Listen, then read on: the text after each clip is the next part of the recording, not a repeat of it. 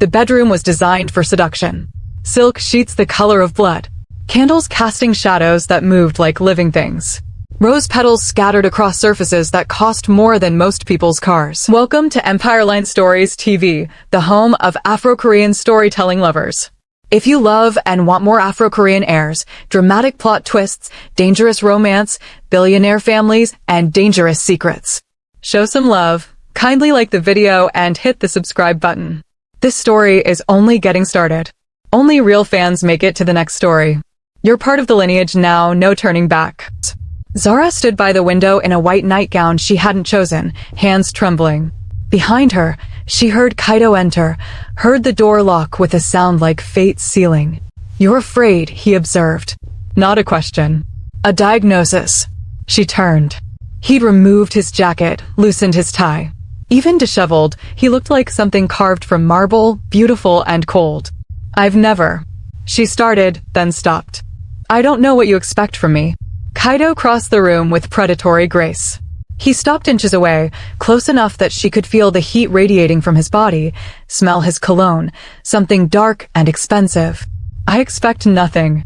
His hand reached up, fingers tracing the line of her jaw with clinical precision. "That's the problem. I should want you. You're beautiful. You're here. You're mine by law." His thumb brushed her lower lip. "But when I touch you, I feel nothing. Just skin temperature and texture. No desire. No hunger. Just data." Zara's breath caught as his other hand settled on her waist, pulling her closer. Their bodies aligned, his hard and controlled, hers soft and trembling. "Then why are you touching me?" she whispered. "Because I'm trying to learn. Because maybe if I go through the motions, the feelings will follow." His lips hovered near her neck, breath hot against her skin. "Tell me if you want me to stop." She should say yes, should push him away. But his hands were moving now, sliding up her sides, fingers skimming the curves he owned on paper. When his mouth finally pressed against her throat, she gasped. "You're responding," he murmured against her skin. Heart rate elevated, breathing shallow, pupils dilated, all signs of arousal. "You're narrating?" "I'm trying to understand." His hands found the straps of her nightgown, began to slide them down. "Your previous partners, how many?" "None." He pulled back, something flickering in those empty eyes. "You're a virgin. Is that a problem?" "It's a complication." He released her, stepped away. "I can't take something from you that I can't appreciate. That would be theft, not intimacy." Zara felt humiliation burn through her. "So what, you're rejecting me? On our wedding night? I'm protecting you. From me." He picked up his jacket. "Sleep well, Mrs. Kaito. Perhaps tomorrow I'll learn to want you the way you deserve." The door closed behind him. Zara stood alone in the seduction chamber, untouched and unwanted, and wondered what kind of monster she'd married. 3 months earlier, the hospital waiting room smelled of antiseptic and desperation. Zara-chan sat with her hands folded, watching the clock tick toward midnight. Her father had been inside for 3 hours. The surgery for his heart condition was supposed to be routine. A nurse emerged, face grave. "Miss Chin? Your father's asking for you." Zara rushed through the double doors. Her father lay in the recovery room, skin paper thin, 4 lines snaking from his arms like transparent vines. "Baba, don't try to talk." "The men are coming," he wheezed, gripping her hand with surprising strength. "I borrowed money. Bad money. From bad people." "How much?" 15 million yen. His eyes filled with tears. "I gambled it away, trying to pay for your mother's treatments before she passed." "I'm sorry, Zara." "I'm so sorry." Before she could respond, the door burst open. 3 men in black suits entered like death's personal assistants. The lead one, gaunt, with a scar bisecting his left eyebrow, smiled without warmth. "Mr. Chin, payment is due tonight. Hospital or not, debt doesn't take sick days." Zara stood between them and her father's bed. "He just had surgery. Give us time." Time costs interest. Currently at 30% per month. The scarred man produced a tablet, showed her the climbing numbers. "Unless you have 15 million yen in your pocket, we're taking collateral. Starting with this hospital room's equipment, then your apartment, then." "I'll pay it." The words left Zara's mouth before her brain approved them. "With what money, little girl?" "Give me an extension. 1 year."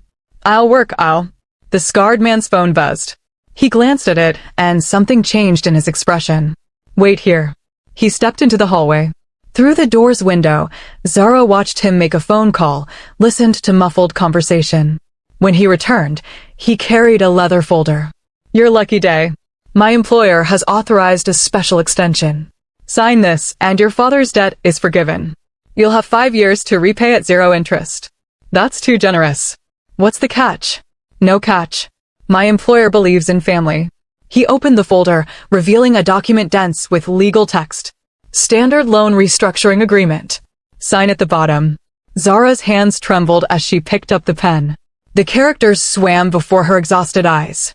She saw terms like binding agreement and full cooperation and transfer of obligation, but her father was crying behind her, the monitors were beeping, and she just needed this to stop. She signed. Excellent. Thank you for your cooperation, Mrs. Kaito. The world tilted. What did you call me? The scarred man smiled for real this time. You should read contracts before signing them. That wasn't a loan extension. It was a marriage bond. Welcome to the family. Zara's hands shook as she typed into her phone. Ryu Kaito. The search results were a nightmare. Tokyo's most eligible bachelor refuses all suitors. Kaito Syndicate controls 40% of Osaka's entertainment district. 3 wives in 5 years, the mystery of Ryu Kaito's failed marriages. She clicked on a gossip site. The article featured photos of Kaito, impossibly handsome, with sharp cheekbones and eyes like frozen lakes. But it was the sidebar that made her blood run cold. Wife number 1, Akari Sato, married 6 months, fled to Kyoto, refuses to speak publicly. Wife number 2, Yuki Tanaka, married 8 months, now in psychiatric care. Wife number 3, Siora Han, married 11 months, granted emergency annulment, whereabouts unknown. A tabloid claimed sources say Kaito has insatiable appetites that drove all 3 wives to break down. His stamina is legendary, his demands extreme. One anonymous source called him a pleasure addict who consumes women like drugs. Another article whispered about secret rooms, about women leaving the mansion unable to walk properly, about sounds heard through walls that terrified the staff. This can't be real, Zara whispered, staring at her phone. This has to be a mistake. But the photos didn't lie. Every image showed Kaito with different women, always touching them possessively, hands on their waists, their necks, their faces. The women always looked dazed, overwhelmed, like they were drowning in him. They came at sunset, when the hospital parking lot was nearly empty. For black Mercedes sedans, windows tinted dark as secrets. They arranged themselves in a perfect formation, blocking every exit. Men emerged in synchronized motion, 12 of them, all wearing identical black suits and earpieces. The scarred man from earlier approached Zara as she left through the hospital's main entrance. Mrs. Kaito, your husband is waiting. I'm not going anywhere. That contract was fraud. The contract was legally binding, verified by 3 separate law firms, and registered with the Tokyo Family Court this morning. You are legally married to Ryu Kaito. You can come willingly, or we can make this unpleasant. You can't kidnap me in front of a hospital. The rear door of the center Mercedes opened. A man stepped out, and the world seemed to reorganize itself around him. Ryu Kaito was taller than his photos suggested, with a kind of beauty that felt dangerous, like looking directly at an eclipse. He wore a charcoal suit that probably cost more than Zara's yearly salary, and moved with the fluid grace of someone who'd never doubted his place in the world. He stopped 3 feet away from her. Up close, his eyes were worse than in the photos. Not cruel. Not kind. Just intense. Like he was cataloging every detail of her face, her body, her fear.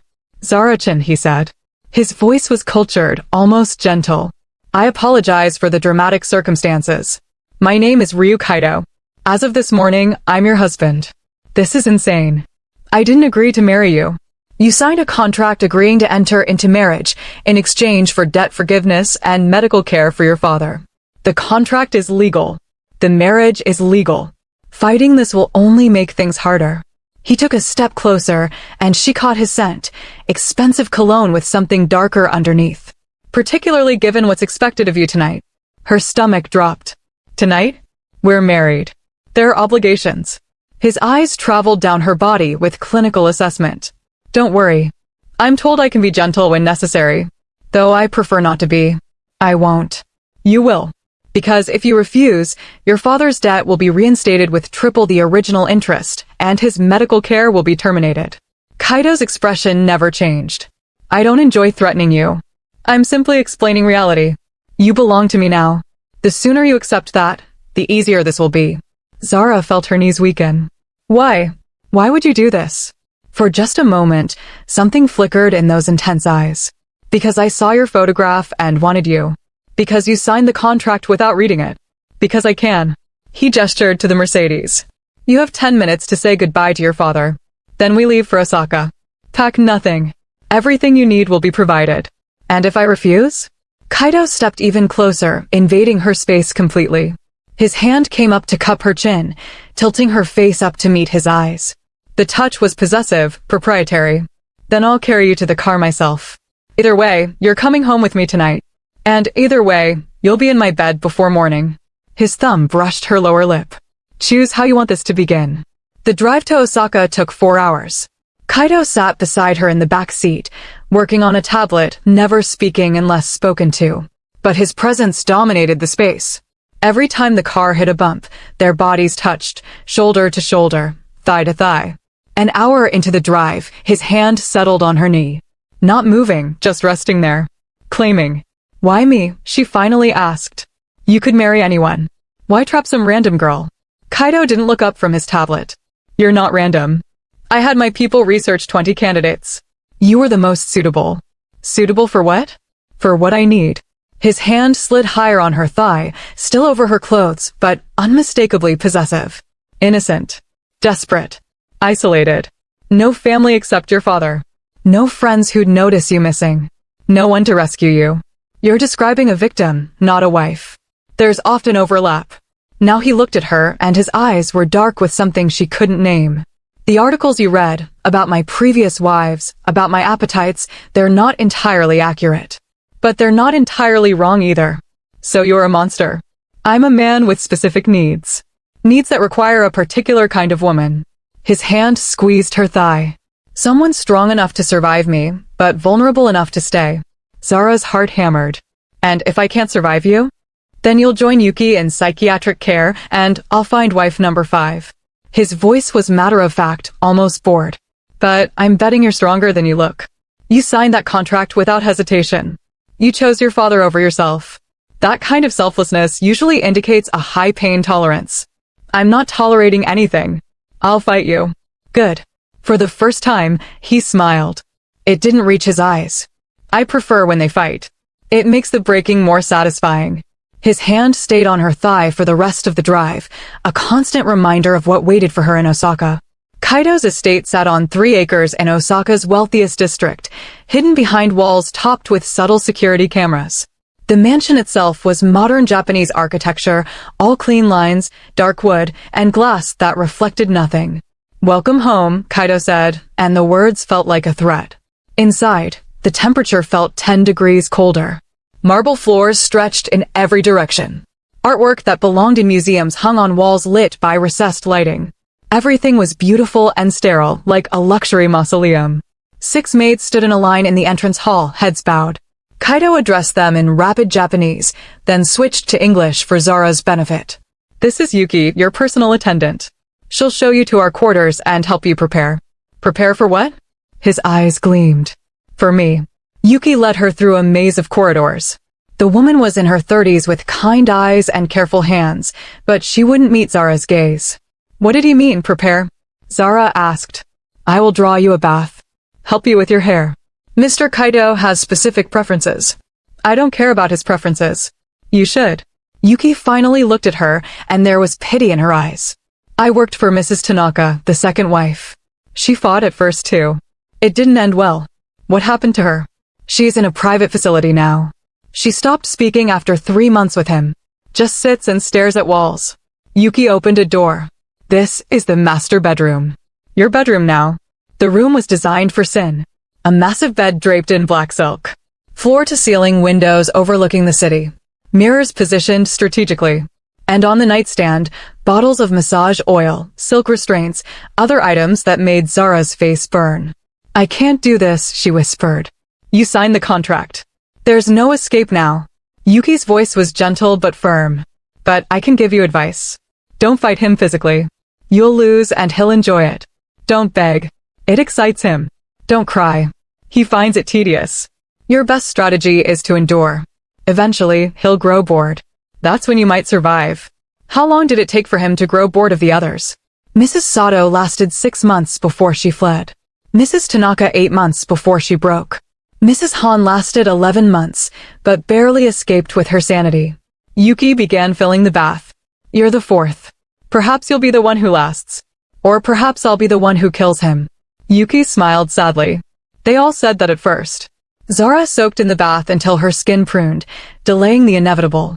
Yuki had laid out the white nightgown, had arranged her hair, had prepared her like a sacrifice. When she finally emerged, Kaito was waiting. He sat in a leather chair by the window, still dressed, sipping whiskey and watching her with those calculating eyes. Beautiful, he said. Yuki did well. I won't make this easy for you. I don't want easy. I want real. He set down his glass, stood. Take off the nightgown. No, that wasn't a request. He crossed to her slowly. You're my wife. Your body belongs to me now. I can take it by force, or you can give it willingly. Either way, I get what I want. The only difference is how much you suffer in the process. Zara's hands shook, but she held her ground. You're a monster. Yes, I am. He stopped inches away. I'm a monster who owns you. Who will use you. Who will consume every piece of you until there's nothing left. His hand cupped her face almost tenderly. But here's what the articles don't tell you. I'm also a monster who keeps his promises. Your father will receive the best medical care available. Your debt is erased. You'll live in luxury. All I ask in return is your body and your obedience. That's not all you're asking. You're asking for my soul. Souls are overrated. His thumb traced her lips again. But your body is exquisite. I've wanted you since I saw your photograph. Do you know how rare it is for me to want anything? I don't care what you want. He kissed her. Not gently. It was possession, domination, a claim staked with teeth and tongue. His hands grabbed her waist, pulled her against him, and she could feel every hard plane of his body through the thin nightgown.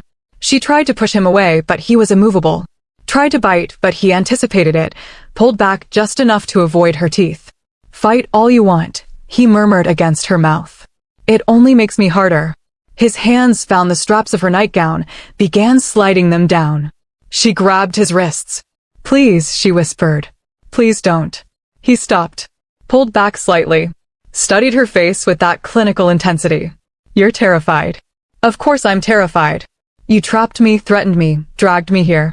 Yes, I did all those things. Something shifted in his expression. But I don't want a corpse in my bed. I want a woman who responds. Who feels.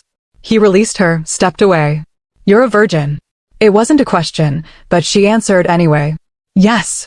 Then tonight would be particularly cruel. He picked up his discarded jacket. I'll give you 1 week. Use it to adjust to your new life. Learn the mansion. Accept your circumstances. On the 7th night, I'll come for you. And on that night, there will be no mercy and no reprieve. Do you understand? She nodded, not trusting her voice. Good. He walked to the door, then paused. One more thing. Don't try to escape. I have cameras everywhere. Guards at every exit. And if you run, I'll find you. And when I do, I'll take you wherever you're standing, in public if necessary, to remind you who you belong to. The door closed behind him. Zara collapsed on the bed, untouched but utterly violated by the promise of what was coming. The next 6 days passed in a fog of dread. Kaito was absent during the days, business trips, meetings, obligations. But every night, she felt his presence. He'd knock on her door around midnight, just to remind her he could. 6 more days, he'd say. Or 5 more days. Or 4. A countdown to her destruction. She used the time to explore, to plan impossible escapes. On the 3rd day, she found the storage room filled with boxes marked with women's names. Akari Sato, Yuki Tanaka, Siora Han. His ex-wife's belongings, packed away like evidence. Zara opened Akari's box with shaking hands. Inside, designer clothes with tags still attached, jewelry worth more than her father's hospital bills. And journals. So many journals. She read them in chronological order, watched Akari's descent in real time. Day 1. He was gentle tonight. Almost tender. Maybe the rumors are wrong. Day 30. He wants me every night. Sometimes twice. I'm exhausted, but he says this is normal for newlyweds. Day 60. I asked him to slow down. He said I should be grateful for his attention. That other women would kill to be in my position. Day 90. I can't remember the last time I slept through the night. He wakes me at random hours. Says he can't help his needs. Day 120. He brought someone to watch last night. A woman from his club. She just sat in the corner while I can't write it. I can't. Day 150. I tried to leave. He found me at the train station. Brought me back. Punished me for 6 hours straight. I couldn't walk for 2 days. Day 180. I'm leaving tonight. I don't care if he finds me. Death would be better than this. The journal ended there. Zara opened Yuki's box with trembling hands. Yuki's descent was faster, more psychological. Day 1. He hasn't touched me yet. Just watches me. I don't know which is worse, the anticipation or the act itself. Day 45. 3 times today. 3.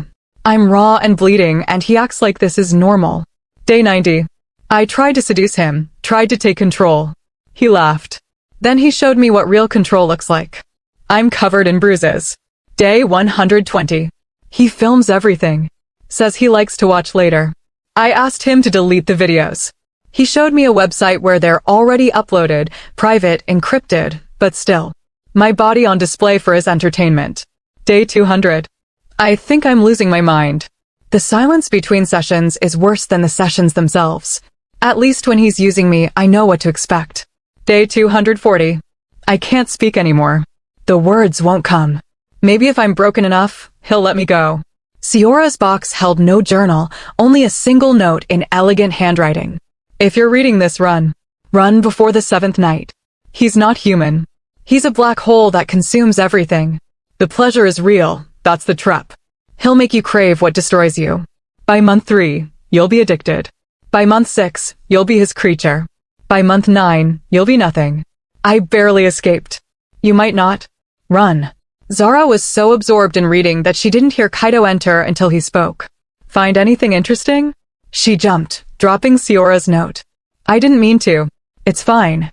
I expected you to investigate. Everyone does. He picked up the note, read it with no visible emotion. Siora was the smartest of the 3. She left before I completely consumed her. The others. He gestured to the boxes. They stayed too long. Why do you do this? Zara demanded. Why marry women just to destroy them? Because I'm trying to understand something. Understand what? He moved closer, backing her against the wall. His body caged hers, hands pressed on either side of her head. I'm trying to understand why I feel nothing, he said quietly. The articles call me a pleasure addict. They're not wrong.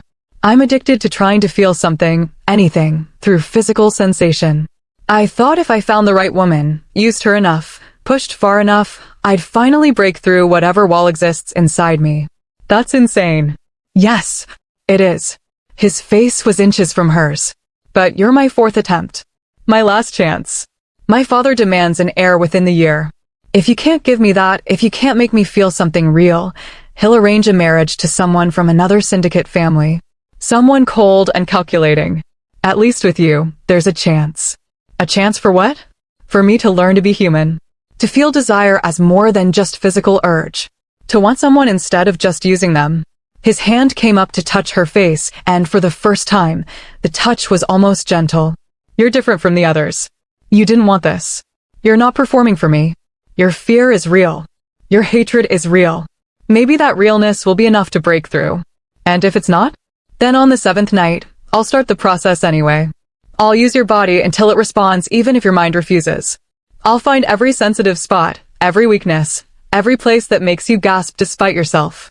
I'll turn your body against you until the pleasure is indistinguishable from pain. And maybe, just maybe, somewhere in that consumption, I'll feel something that resembles human emotion. Zara's breath came in short gasps. That's rape. Legally, no. You're my wife. Morally? He leaned in until his lips brushed her ear. Yes, absolutely. But I stopped caring about morality somewhere around wife number 2. He released her, stepped away. 3 more days, Zara. Use them wisely. On the 6th night, Zara made her decision. She would run. Yuki found her packing a small bag around 2 in the morning. Mrs. Kaito, what are you doing? Leaving. Before tomorrow night. Before She couldn't finish the sentence. You can't. The cameras, the guards. I don't care. I'll take my chances. Zara grabbed Yuki's arm. Help me. Please. You know what he is. You know what he'll do to me. Yuki's face crumpled. I can't. He'll know I helped. He'll.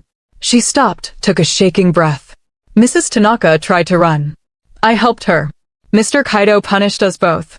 He made me watch what he did to her as punishment for the escape attempt. She was never the same after that night. Neither was I. Then come with me. We'll both run. There's nowhere to run that he won't find you. I have to try. A voice from the doorway. Try what exactly? Kaito stood there in silk pajama pants and nothing else, looking like a god carved from ice. He dismissed Yuki with a gesture, stepped into the room, locked the door behind him. You were going to run. On the last night. How disappointingly predictable. He advanced slowly. I thought you were smarter than that, Zara. I thought you understood there's no escape. I understood that you're a monster who gets off on breaking women. Yes. And? He kept coming. Did you think appeals to my humanity would work? I told you I don't feel guilt. I don't feel shame. I only feel this endless hunger that nothing satisfies. Zara grabbed a letter opener from the desk. Stay back. He laughed, actually laughed. You're going to stab me? Good. I've never been stabbed by a wife before. It might actually make me feel something. She lunged. He caught her wrist effortlessly, twisted until the letter opener clattered to the floor. Then he had her against the wall, both wrists pinned above her head in one of his hands. Brave, he murmured. Stupid, but brave. His free hand traced down her side. Maybe I was wrong to wait. Maybe I should have taken you on the first night after all. I hate you. I know. It's exquisite. His mouth found her neck, teeth grazing her pulse point. Your heart is racing. Your skin is flushed. Your body is responding even though your mind refuses. This is what I want. This contradiction.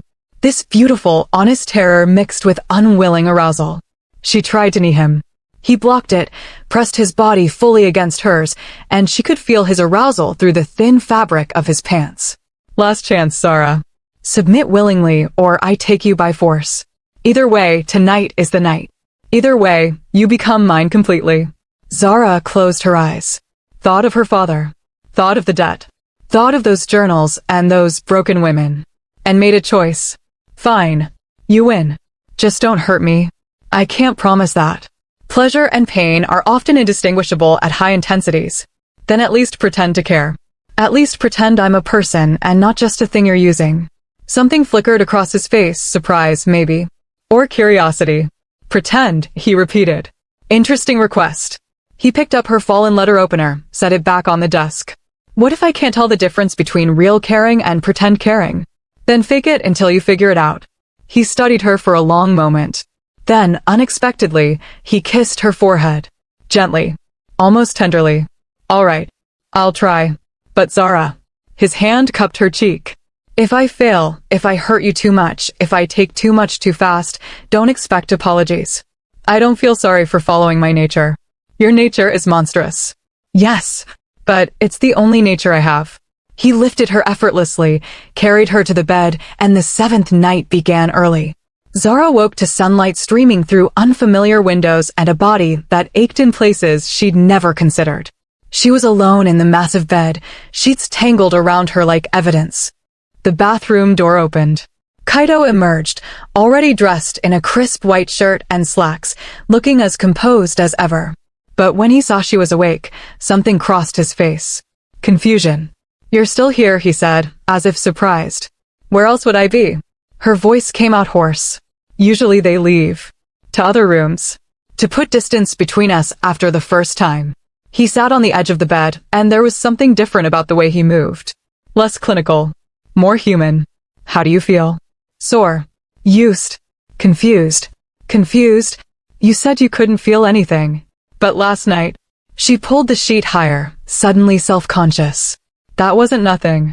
That was intense and overwhelming and real, he finished quietly. Yes, I noticed that too. His hand reached out, fingers tracing the marks he'd left on her shoulder. I've been with dozens of women. Wives, lovers, professional companions. Every encounter felt like going through motions. Clinical. Procedural. But last night, when you... He stopped, searching for words. When you finally stopped fighting and started responding, when you grabbed my hair and pulled me closer instead of pushing away, I felt something. Satisfaction. Triumph. Something warm in my chest that wasn't just physical exertion. You felt pleased with yourself for breaking me? No. I felt pleased that you chose to let me in. Even a little. Even under duress. He stood abruptly, as if the admission made him uncomfortable. I have meetings today. Yuki will bring you breakfast. Rest. You'll need your strength. For what? He paused at the door. For tonight. Now that I know what you feel like, I'm going to become very greedy very quickly. The door closed behind him, leaving Zara alone with the evidence of her surrender. The next 2 weeks were a blur of days spent recovering and nights spent surrendering. Kaito was insatiable. He'd come to her room at random hours, after dinner, before dawn, during lunch meetings he'd abandon halfway through. Each time, he was more demanding, more focused, like he was conducting experiments on what made her respond. When I do this, he'd murmur, fingers moving with practiced precision, your breath hitches. When I do this, you try to stay quiet but can't. When I kiss you here, you forget to hate me for approximately 45 seconds. You're narrating again, she'd gasp. I'm learning. There's a difference. He'd proven his point by making her forget her own name for the next 20 minutes. But it wasn't just physical. Between the heated encounters, there were strange moments of almost intimacy. He'd ask about her mother, her childhood, her dreams before the debt. He'd share pieces of his own history, a cold father, a dead mother, an empire he never wanted but couldn't refuse. Do you resent me? He asked one night, lying beside her in the darkness, their bodies cooling. Yes. Good. Resentment is honest. His fingers traced patterns on her bare hip. The others tried to love me. Tried to make me love them back. It was pathetic and desperate, and I hated them for it. But you're honest about hating me. It's refreshing. I don't entirely hate you, she admitted, then immediately regretted it. He rose up on one elbow, looking down at her with those sharp eyes. No, you're a monster who trapped me. But you're also keeping your promises. My father's surgeries went perfectly. His care is excellent. And you. She hesitated. You're less cruel than you pretend to be. Don't mistake restraint for kindness. I'm restraining myself because I don't want to break you yet. I'm enjoying you too much. Yet? Everyone breaks eventually. It's just a matter of time and pressure. His hand slid up her body possessively. But I'm hoping you last longer than the others. I'm not ready to be bored of you. He proved that point until the sun came up. Seora Han returned on a Tuesday, without warning or invitation. Up Zara close, was having she was breakfast on the devastatingly garden terrace beautiful, when the Korean black Porsche features, pulled up. perfect skin, The woman who emerged eyes sharp looked enough like to she'd cut. stepped out of a But there was fashion something magazine. brittle about her, Tall, like expensive elegant, porcelain with wearing invisible Chanel cracks. and I calculated know who you are, malice. Zara said Yuki quietly. appeared instantly. I read your note, Mrs. Kaito, and yet I you should go stayed. inside. How Too brave, late, Seora or called. how stupid. Clicking across the Seora patio sat in uninvited, stilettos. crossed Hello, her little legs with wife. practiced grace. I'm Seora. Let me guess. The one who escaped. He's been attentive? Almost sweet between the rough moments? Making you think you're special, that you're the one who will finally reach him. I don't think I'm special. Good. Because you're not. You're just the latest iteration in his experiment. Seora leaned forward conspiratorially. Here's what he didn't tell you. The reason his wives break isn't the sex. The sex is actually incredible. That's the trap. It's the hope. You start thinking that if he wants your body this much, maybe eventually he'll want your heart. But he won't. He can't. And watching him take everything from you except the one thing you actually want to give him, that's what drives you insane. Why are you here? To warn you. And to see if you're surviving better than I did. Seora's eyes traveled over Zara, noting the marks barely hidden by her robe. You're still in the honeymoon phase. Wait until month 3, when he starts bringing others in to watch. Month 6, when he films everything and makes you watch it back. Month 9, when he disappears for days and comes back expecting you to be grateful for his attention. Seora. Kaito's voice cut across the patio like a knife. He stood in the doorway, half-dressed, clearly having just woken up. You're trespassing. I'm visiting. There's a difference. But Seora stood, smoothed her skirt. I'll leave. I just wanted to meet the 4th wife. See if she's as doomed as the rest of us. She walked past Kaito, paused beside him. She's already in love with you, you know. I can see it. Poor thing. You're going to destroy her. That's my concern, not yours. Everything about you is everyone's concern. Your father is losing patience. The families are circling. They know you're broken, Kaito. One more failed marriage, and they'll move to replace you. I'm aware. Are you? Because from where I'm standing, you're about to ruin another woman's life for an experiment that will never succeed. You can't learn to feel, Kaito. Some people are just born hollow. She glanced at Zara one last time. Good luck, little wife. You'll need it. The Porsche disappeared down the drive. Kaito crossed to Zara, tipped her chin up to examine her face. Did she upset you? She warned me. There's a difference. A slight smile. You're learning to argue back. Interesting. His thumb brushed her lower lip. Forget about Siora. She's bitter because I couldn't love her the way she wanted. Can you love anyone? I don't know. But I'm starting to think I might be able to want someone. Really want them, not just their body. He kissed her, deep and possessive. And I definitely want you. Come back to bed. It's 10 in the morning. I don't care what time it is. I'm not done with you yet. He lifted her effortlessly, carried her inside, and the rest of the morning disappeared into tangled sheets and gasped breaths. The first article appeared 3 days later. Kaito's new wife, gold digger or victim. Then the photos, Zara leaving the mansion, looking disheveled and exhausted. The caption implied she was being held against her will, or perhaps she was a willing participant in some sordid arrangement. By day 2, the narrative had solidified. Chinese woman traps wealthy heir using sick father as sympathy card. The comments were vicious. The photos got worse. Someone had leaked images from inside the mansion, showing Zara in revealing clothes, in compromising positions. Not explicit, but suggestive enough to destroy her reputation. Who's doing this? Zara demanded, showing Kaito her phone. They were in his study, where he'd summoned her after seeing the latest article. He took the phone, examined the photos with cold precision. The angles are from inside the house. Someone on staff, or someone with access to our security feeds. His jaw tightened, the closest thing to anger she'd seen from him. This is coordinated. Someone wants you to break and run. Siora? Possibly. Or someone using her connections. He set the phone down, pulled Zara into his lap. You're not running. Everyone thinks I'm a prostitute. I don't care what everyone thinks. You're mine. That's all that matters. His hands settled possessively on her hips. Let them talk. Let them speculate. Eventually they'll lose interest. But they didn't lose interest. The story grew. A feminist blogger wrote about forced marriage contracts. A nationalist politician used Zara as an example of foreign corruption. An economics professor wrote about the crisis of leadership in old families. On day 5, someone leaked a video. Zara, crying in the garden, talking to herself about wanting to escape. The footage was edited to make her look unstable, manipulative, calculating. As if she was performing distress for sympathy. This is killing me, she told Kaito that night. Everyone hates me. Come here. He pulled her onto the bed, began removing her clothes with practiced efficiency. I'll make you forget. That's your solution to everything? Sex. It's the only solution I have. I can't make the world stop being cruel. I can't fix your reputation. But I can make you feel good for a few hours. Let me do that. And he did. With hands and mouth and merciless attention, he made her forget everything except the present moment. Made her forget her name, her problems, her pain. Made her remember only pleasure and possession and the terrifying realization that she was starting to crave him.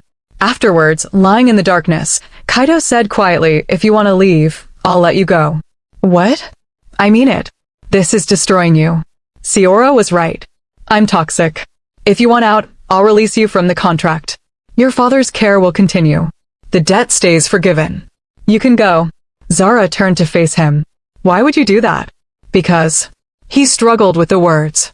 Because when I watch you suffer, I feel something. Guilt, maybe. Or regret. Or something that hurts in my chest. And I don't like it. So either you leave, or you stay, and we see this through. But I can't keep watching you break slowly. I'm not leaving. Why not? She didn't have a good answer. Didn't want to admit that somewhere between the forced marriage and the complicated intimacy, she'd started to need him. That his touch had become addictive. that his rare moments of almost kindness felt like sunlight breaking through clouds. Because I signed a contract, she said instead. And I keep my promises. Even when those promises destroy you? Especially then. He kissed her forehead, one of his tender gestures that felt like glimpses of the human buried under the monster. You're either the bravest person I've ever met, or the most foolish. Can't I be both? Yes. That's what worries me. The gala was 3 months into their marriage. Kaito's father had insisted they attend together, a show of stability for the syndicate families. Zara wore a dress that cost more than her yearly salary, had her hair styled by professionals, and still felt like an imposter. The ballroom was full of elegant people speaking elegant Japanese. Zara understood perhaps 30%, which meant she missed 70% of the insults disguised as compliments. Kaito stayed at her side, a cold presence that deterred some but emboldened others. His hand rested possessively on her lower back, occasionally drifting lower to remind everyone who she belonged to. You're being territorial, she murmured. You're mine. I'm allowed to be territorial. His lips brushed her ear. Besides, half the men in this room are imagining what you look like without that dress. I'm simply reminding them that only I know the answer. Heat crept up her neck. 3 months of his attention had made her body hyper-aware of his proximity. Every casual touch felt loaded with promise of what would happen later. Mrs. Yamada appeared midway through the evening, sharply beautiful, clearly wealthy, wearing judgment like expensive perfume. Kaito. And this must be the 4th wife. She looked at Zara the way one might examine spoiled fruit. I understand you're Chinese. Yes, ma'am. And you're not from an affiliated family. No, ma'am. How refreshing. Though I suppose when 3 marriages fail, one must lower standards. Mrs. Yamada's smile was surgical. Tell me, dear, how long do you intend to stay? Akari lasted 6 months, Yuki 8, Siora nearly a year.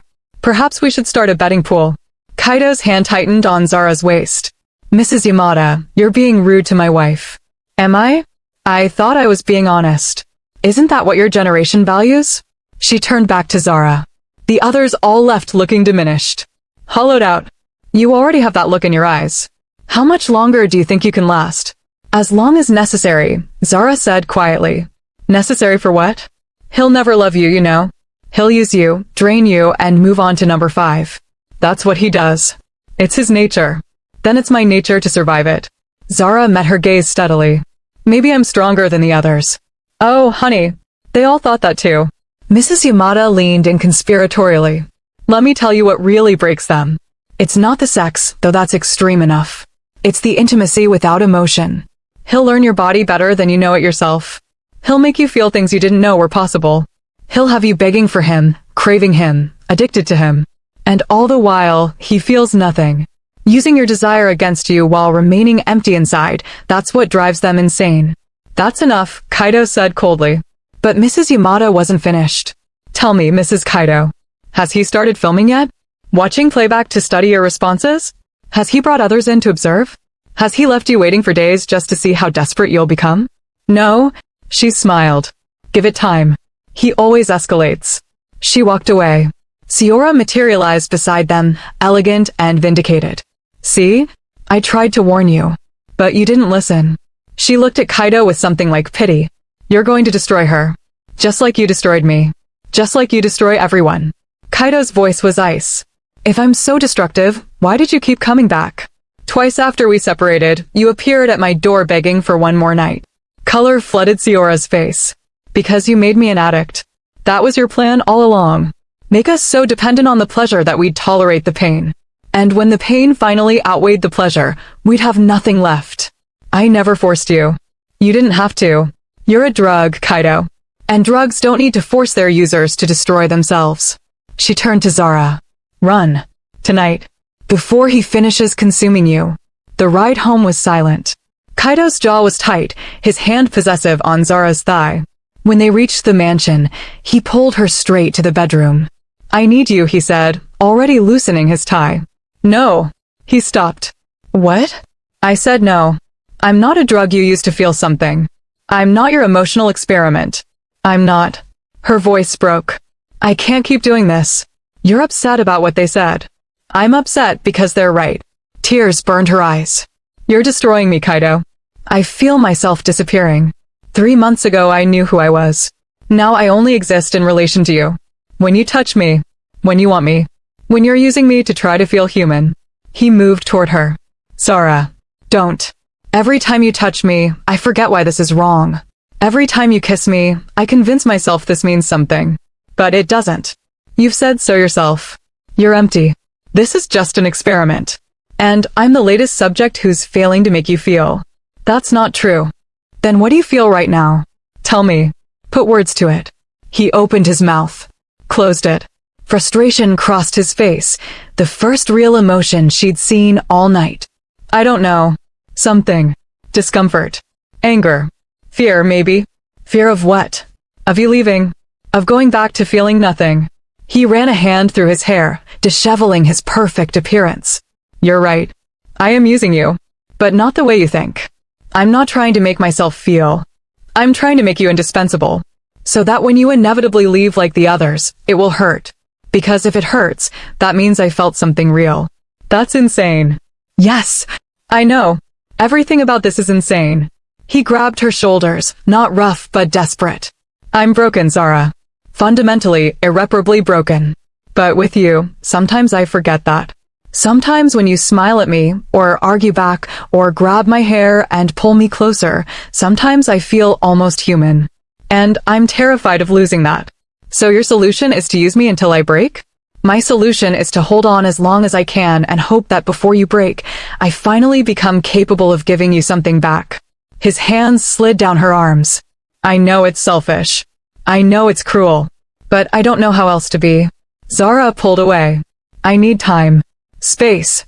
I need to figure out if I'm staying because I want to or because you've made me an addict too. How much time? I don't know. A few days. A week. I'll give you 3 days. After that, I'm coming for you. Whether you're ready or not. His eyes were dark with need. Because I may not love you the way you deserve, but I need you. And I'm not strong enough to let you go. Zara left at dawn. No dramatic exit, no confrontation. Just a note on the pillow. I need to figure out who I am without you. The Tokyo hostel was the same one from her research, cheap, anonymous, safe. She paid cash, used a fake name, and let her phone die in her pocket. The first day, she slept.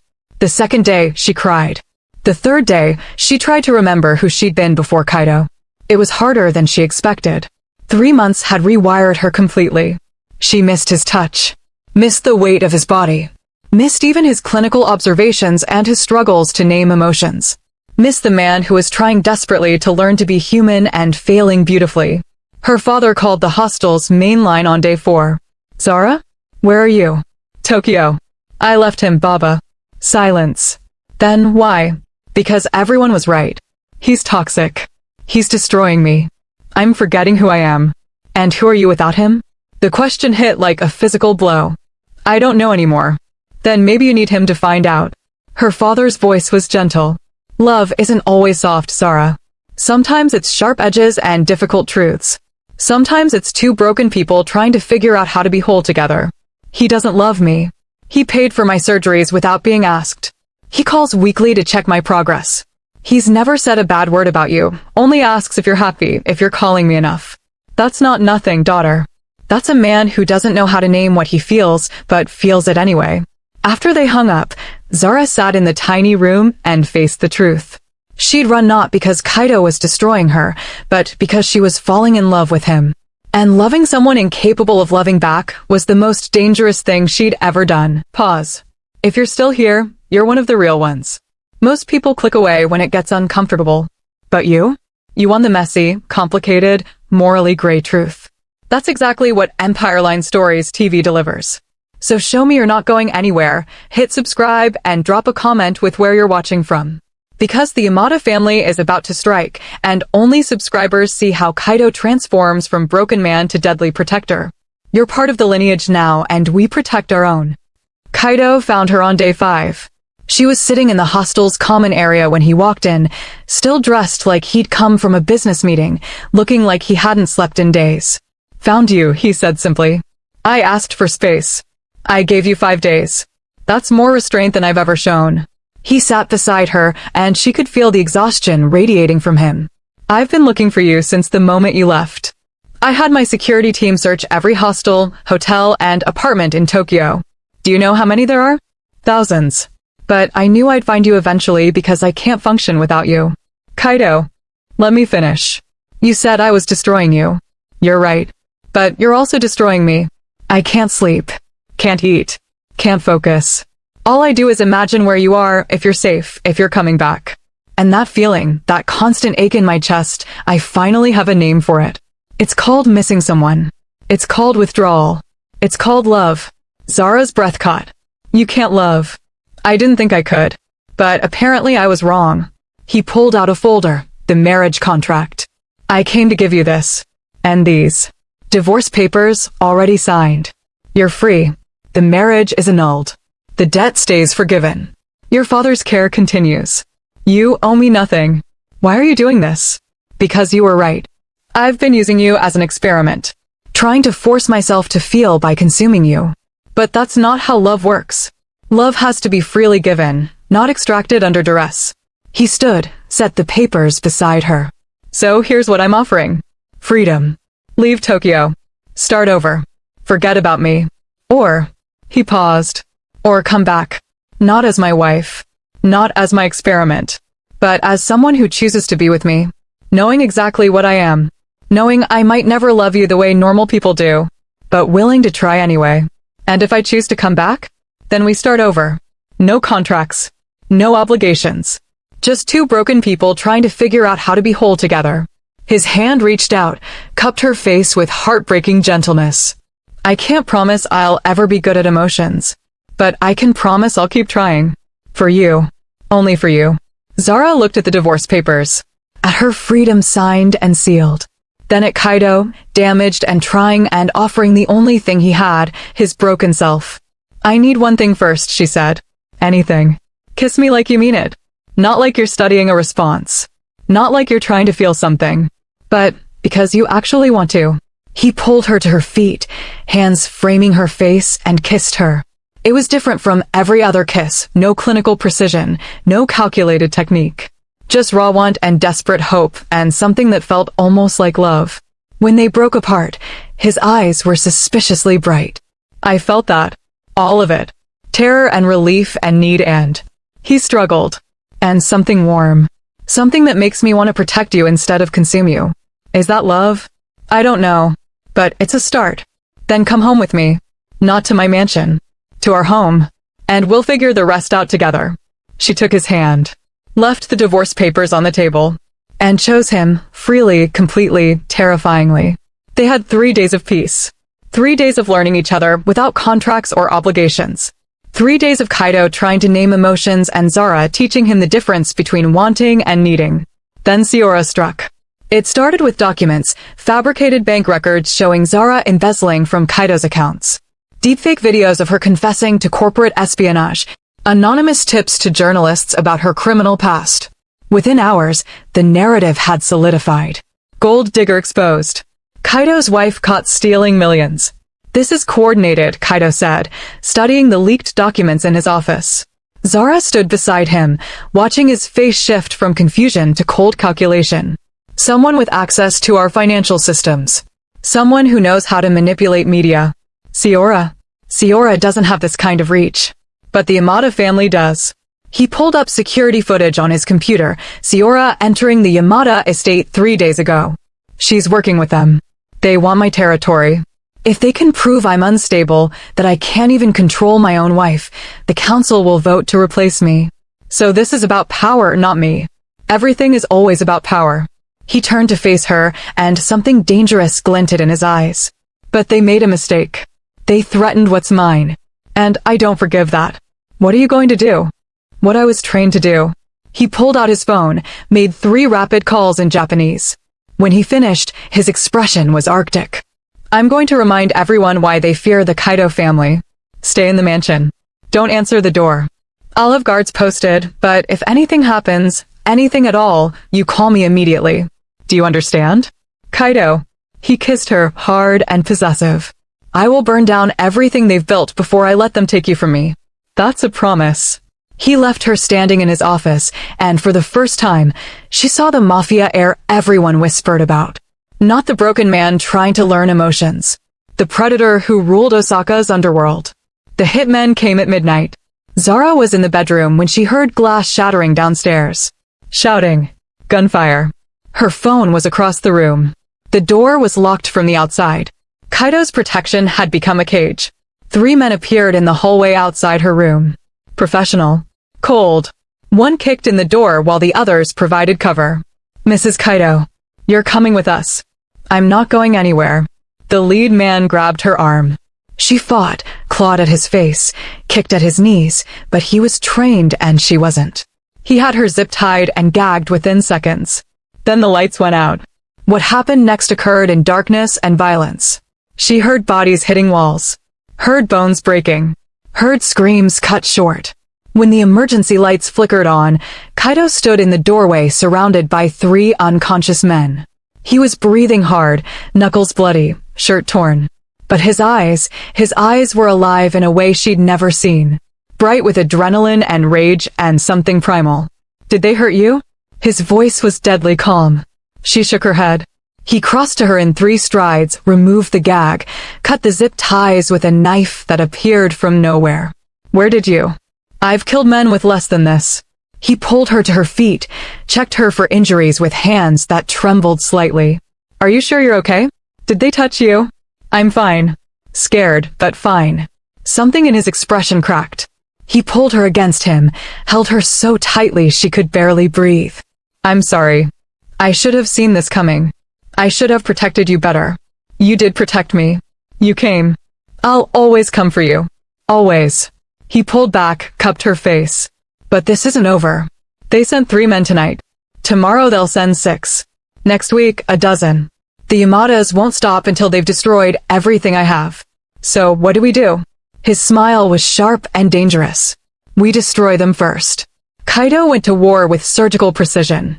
First, he dismantled the Yamada's financial infrastructure, frozen accounts, leaked tax fraud, exposed money laundering. Within 24 hours, federal investigators were at their door. Second, he turned their allies against them. Recorded conversations. Blackmail material. Debts called in. The other families watched the Yamadas collapse and remembered why no one challenged the Kaitos. Third, he found Siora. She was hiding in a luxury hotel in Tokyo, paid for with Yamada money.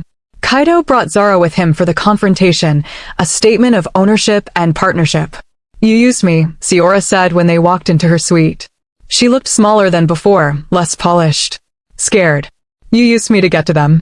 No, you used yourself. I just gave you enough rope. Kaito stood between Siora and the door, blocking any escape. You wanted revenge so badly you didn't care who got hurt in the crossfire. Including Zara, who never did anything to you. She has what I wanted. Your attention, your obsession, your... Siora's voice broke. You never looked at me the way you look at her. Like she's the only person in the world. Because she is. Kaito's hand found Zara's, laced their fingers together. I couldn't love you, Siora. I tried. But I can love her. And I won't let you or anyone else destroy that. The Yamadas will kill you for this. The Yamadas are bankrupt and under federal investigation. Their patriarch is in custody. Their assets are frozen. They're done. He stepped closer and Siora shrank back. And you're going to disappear. Not because I'm merciful, but because Zara asked me not to hurt you. So here's what happens. You leave Japan tonight. You never contact me, Zara, or anyone in our family again. If you break this agreement, I won't be so generous a second time. Do you understand? Siora looked at Zara. You saved me. After everything I did. I saved you because I understand loving someone who can't love you back. But if you ever threaten him again, I'll kill you myself. Zara said it calmly and meant every word. They left Siora packing her bags, left her to whatever life she'd build in exile. In the car, Kaito pulled Zara into his lap. You threatened to kill for me. I did. That might be the most romantic thing anyone's ever said to me. He kissed her neck, her jaw, her mouth. I'm so in love with you it's terrifying. Say that again. I'm in love with you. Obsessively. Completely. In ways that probably aren't healthy. His hands slid under her shirt. And when we get home, I'm going to show you exactly how much. They barely made it to the bedroom. Kaito had her against the door the moment it closed, kissing her like he was trying to consume her soul. His hands were everywhere, desperate, possessive, reverent. I almost lost you tonight, he breathed against her mouth. When I saw those men in our house touching you, you saved me. I would burn the world down to save you. I would kill anyone who tried to take you from me. He lifted her, carried her to the bed. You're mine. Say it. I'm yours. Again. I'm yours, Kaito. Completely. Willingly. Freely. Something broke in him. He made love to her with an intensity that bordered on desperation, like he was trying to prove with his body what he still struggled to say with words. Every touch was a claim. Every kiss a promise. Every whispered word a confession. I love you, he gasped as she came apart beneath him. I love you, I love you, I love you. And this time, she heard it. Not clinical observation. Not desperate hope. But truth. Raw and real and terrifying. Afterwards, they lay tangled together, both shaking from more than just physical release.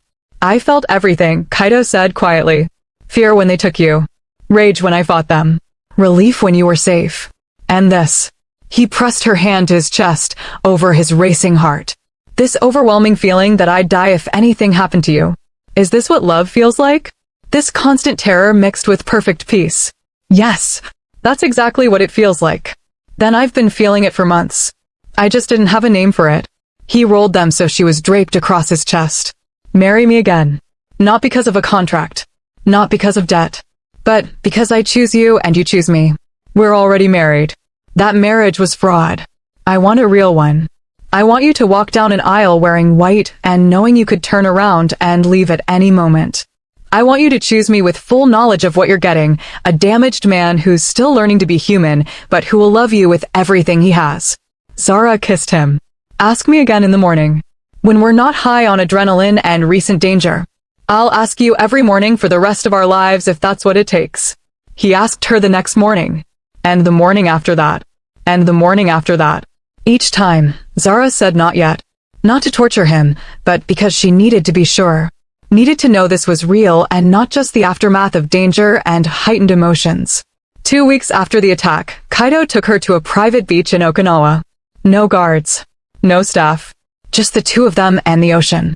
I'm only asking one more time, he said as they walked along the shore. Not because I'm giving up, but because I understand now. You need to choose me without pressure. Without obligation. Without me asking every 5 minutes. Thank you. But I want you to know something first. He stopped, turned to face her. I've spent my entire life feeling nothing. Every emotion was theory. Every connection was performance. But with you, I feel everything. Too much sometimes. It's overwhelming and terrifying, and I wouldn't trade it for anything. Kaito, I'm not asking you to marry me right now. I'm asking you to stay. To keep teaching me how to be human. To build a life with me where neither of us is trapped or obligated, but where we both choose to be. He pulled out a small box. Inside was a ring, simple, elegant, nothing like the ostentatious original. This isn't a marriage contract. It's a promise. That I'll spend every day trying to deserve you. Zara took the ring, slid it onto her finger. I'll stay. Not because you asked, but because I can't imagine being anywhere else. Is that a yes? It's a convince me. She pulled him down for a kiss. Show me what our life could look like. He did. For the next 3 days, he showed her a version of himself she'd never seen, playful, almost carefree, laughing at stupid jokes and chasing her through the waves. Not the broken mafia heir or the clinical observer. Just Kaito. Human and flawed and trying. On the third night, as they lay in bed watching stars through the open window, Zara said, ask me again. Marry me, Zara-chan. Not because I trapped you. Not because you owe me. But because I love you and you love me and that's enough.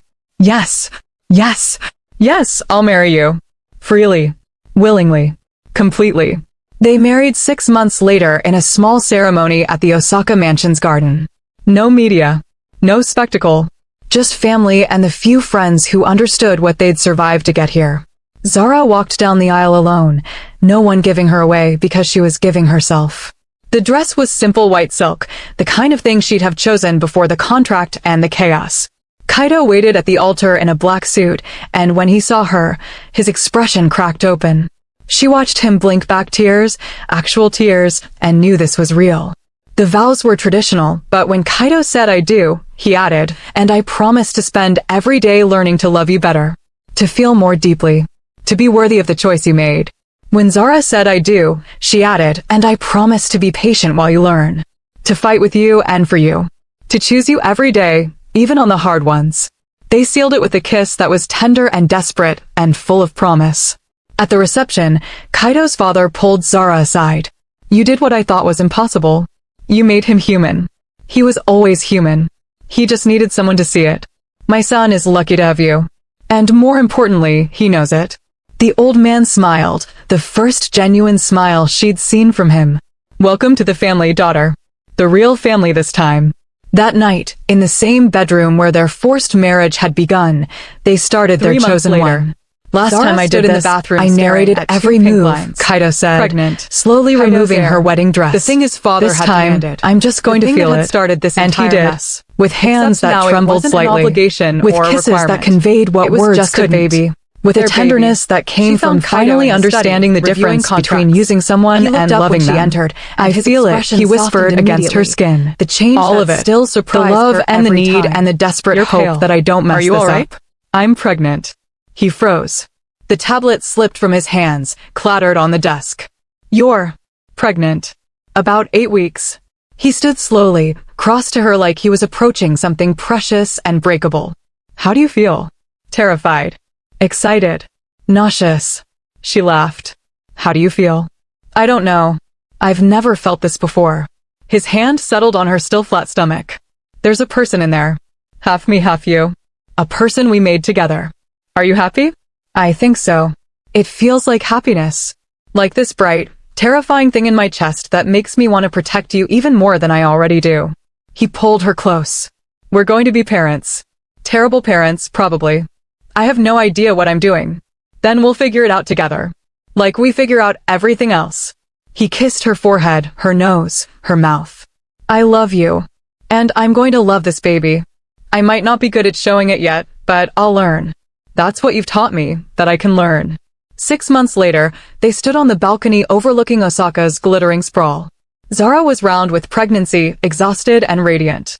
Kaito stood behind her with his hands on her belly, feeling their daughter kick. Do you ever regret it? He asked quietly. Signing that contract? Everything that happened after. Every day for the first 3 months. Never since then. She leaned back against him. We started with darkness and deception. But we chose to build something real. That matters more than how we began. When love is born from darkness, he murmured, is it real? Or just another beautiful prison? It's real. Because we have the keys and we stay anyway. Below them, the city pulsed with life. Above them, stars wheeled in ancient patterns. Between them, their daughter kicked against her father's hand, a reminder that endings are just new beginnings in disguise. But here's what I need to know. Was Kaito the villain or the victim? He trapped her, used her, destroyed 3 women before her. But he was also born unable to feel, desperately trying to learn, breaking everyone he touched. At what point does being broken stop being an excuse for breaking others? And Zara stayed. Chose him freely, knowing what he was. Is that romantic, or is she complicit in her own destruction? Are we celebrating love or romanticizing abuse? Pick a side right now. Team Kaito or Team Run? Comment your team and your city. If you think broken people deserve a chance at love, Team Kaito. If you think some people are too damaged to fix, Team Run. Your answer says more about you than them. If you think all romance should be healthy and safe, don't subscribe. But if you want stories that make you uncomfortable and question everything, hit subscribe. Next story, even messier than this one. Drop your city, your team, and why. Let's see if Tokyo forgives Kaito more than New York does. Go.